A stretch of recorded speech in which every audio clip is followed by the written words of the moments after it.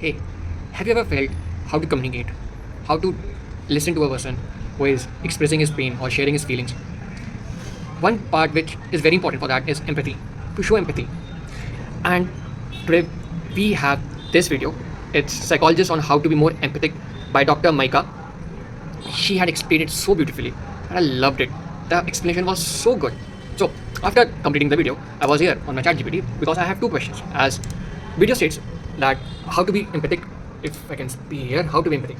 Listen, ask for elaboration, ask for the person what all it feels like, opening the communication mode, paraphrasing, verbalizing, validate. But I had few questions. Questions were like, how can someone show genuine empathy over text? When we are using WhatsApp or we are on the message and we are texting another person is sharing his feeling or her feeling, and you feel like at some point you just lose the thing. Like we just lose. We do not understand how to communicate it in that way. So that was a question left in me. Then what should you do? Another question was, what should you do if you are listening and asking thoughtful question, but the other person either doesn't want to share more or gets irritated when you ask for them to elaborate. Like supposedly you have your partner and your partner tells you something. Sharing is something which hurts him or hurts her, and you just want to know what hurts her, what happened, and you're asking for elaboration. We have seen like the other person gets irritated, frustrated, that they feel like we are not understanding, but it's just like we are asking, but still they are in the thing, and we have to be there for listening them. That's empathy, because empathy's first part is listening, like deeply listening. The creator have very beautifully explained that how do you show empathy over text. Empathy isn't like advice or isn't like fixing something.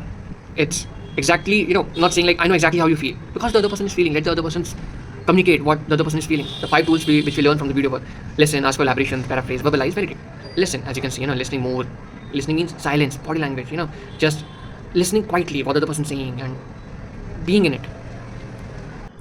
Then we have ask for elaborations.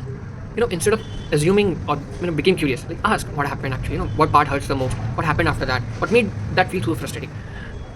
Noting something important. You're asking about the experience, not interrogating. Basically, we're not interrogating the person. We are not being a detective or a police officer or an officer who is asking what happened. So we want to be the part of their experience, like what they felt like and what happened. What made you feel like so frustrating. But of course, we will come to the other question which I had on the video. We will answer it in that later on. Then third tool was paraphrase. The other person is sharing something. So in between, just say, like, if the person says this, that happened, and you just in short words just paraphrase it. So it sounds like you felt, just for example, manager ignored all my work. Instead of replying, managers are like that. So just say, like, so it sounds like you felt invisible after putting it in so much effort. But basically you are explaining their story, explaining their experience in a better words, in better way which they can understand that. Agree? Then there was verbalized feelings. Sometimes people describe as different. Sometimes people just share stories. But they do not tell the actual thing what actually feel them bad. You can tell them. Like for example, my friends went without inviting me. It just they're talking about an event, but saying that sounds pretty lonely. It makes you empathize with the person because you can understand that person felt lonely in that. Like now that person don't feel like he or she is lonely. It feel like it sounds like they can articulate or they can process that feeling what they've gone through. It makes you being more likable by that person.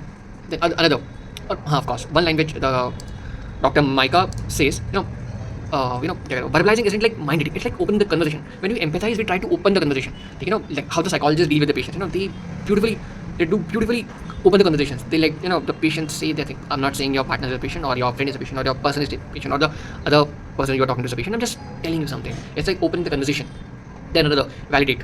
Validate means your reaction makes sense. Here, it's not like you're objectively right. That's like those are different. Like example, instead of they're horrible people, say given what happened, I understand why you feel so upset. Basically pointing to some. Suppose your friend is saying that person was so bad. So just saying, objectifying, you also objectifying, saying yeah, that's a horrible person. Better way, like say, like yeah, given what happened, I understand why you feel so upset. That makes the person feel validated rather than you pointing to that other person that person is talking about. Yeah, so she explained, like Dr. Maika explained it very beautifully. Then it's about the biggest mistake over text. Sometimes when we text, what issue we have. This was the first question which I had about the thing which I wanted to ask the ChatGPT we are doing.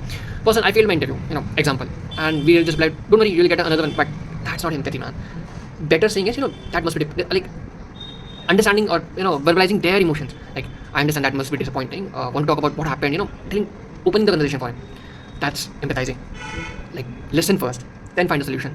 If it's really needed to, because sometimes it is just the listening part which is important. Solution is not even that important sometimes.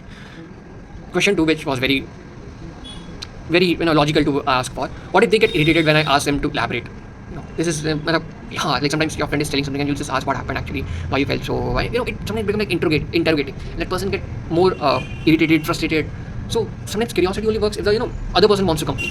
If other person doesn't want to, then do not push, because they're already emotionally exhausted. They don't have words. They don't trust anyone yet. Coming to next, suppose for an example, person says today was terrible. You ask what happened, they answer. Then you ask them the question, they answer. Then you ask them the question. It becomes like it becomes like interrogating. At the point, we tried to be empathy, but we show empathy, but it felt like more staying in therapy, which is not friendship, right? Friendship should be where you can share your things easily. So what we can do, either we can, if they reply, try to match the pace. If the person is saying I don't know, leave it, it's okay, nothing, so do not push. Instead of saying that's okay, like instead say that's okay. At the moment I feel you're not willingly to share, it's fine, I'm here.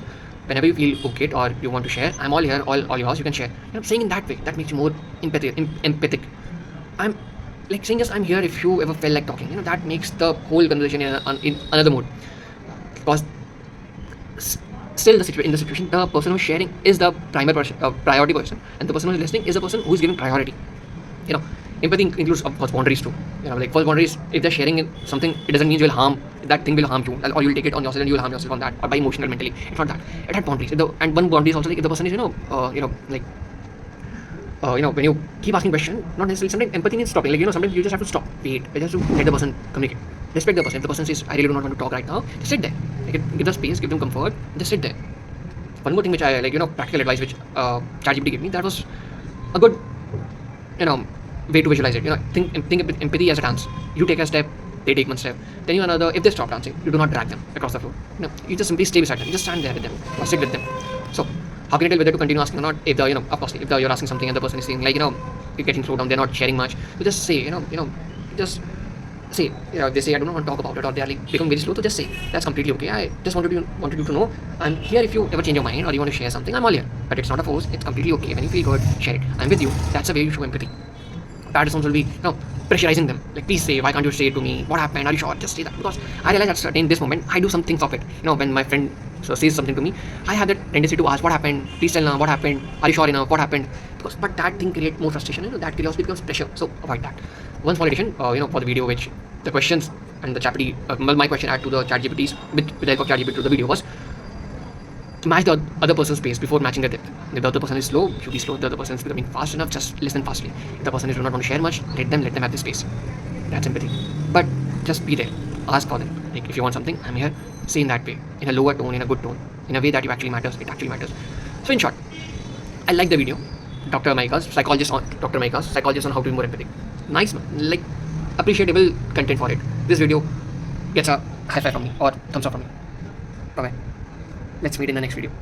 As you can see, there are more for it, like from empathy to felt empathy. Empathy basically means feeling no feelings. Empathy means feeling every feeling. Right? Then there are 8 ways to become more emotional. So like these, we will be seeing new videos on that. That's it for today. Bye bye.